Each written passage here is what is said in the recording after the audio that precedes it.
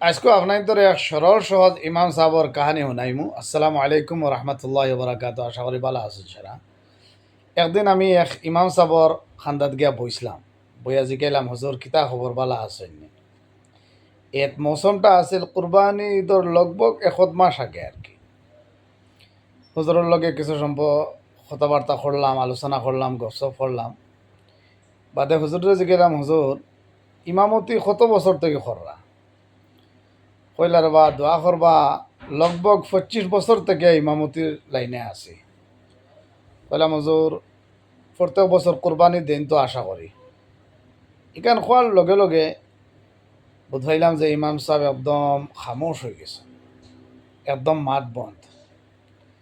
চৌকেতে চাইয়া দেখি ইমাম সাহেবর চকুর ফানি খালি টলবল টলবল টলবল করে আর কি। আর মাটিতে ফাররা না ওলা তান অবস্থা হয়ে গেছে। কইলাম, হুজুর আমি আপনারে জিগাইলাম, প্রত্যেক বছর তো কোরবানি দিরা মনে হয়, আপনি দেখি খামোশ হয়ে গেলা, লাজবাব হয়ে গেলা, আর আপনার দেখি সকল উকল বদলি গেল, চৌকত ফানিয়ে টলবল টলবল করে। কইলার বা ওলা এক কথা জিকাইছ, হয়তো ইমাম সাহর আছে চকুর ফানি বাইয়া ফোড়া ধরছে। কলাম, হুজুর হোক, অসুবিধা নাই, কোরবানি প্রত্যেক বছর দেননি নানি কি লাগিতা।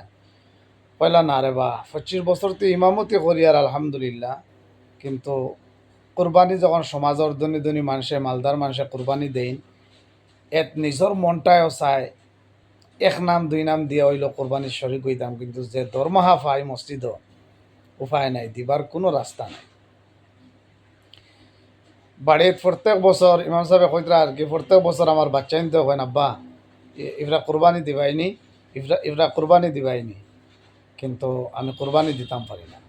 এর লাগে আমি ইমাম সাহেবের এই কাহানিটা ওতার লাগে শোনাইলাম। বাই হল একদম কমসে কম ইমাম সাহেবর বেতন 15,000 খরক্কা, আর রোজা ঈদর স্যালারিটা আর কোরবানি ঈদর স্যালারিটা কম পক্ষে 20,000 25,000 দেওয়ার চেষ্টা খরক্কা। বাই হল ইমাম সাহেবর মন আছে, তানতানোরও বাচ্চাইন আসেন, ফ্যামিলি আসেন, তানতানোরও মনে চায় কোরবানিতে এখন নাম দিয়ে শরিক হইতা।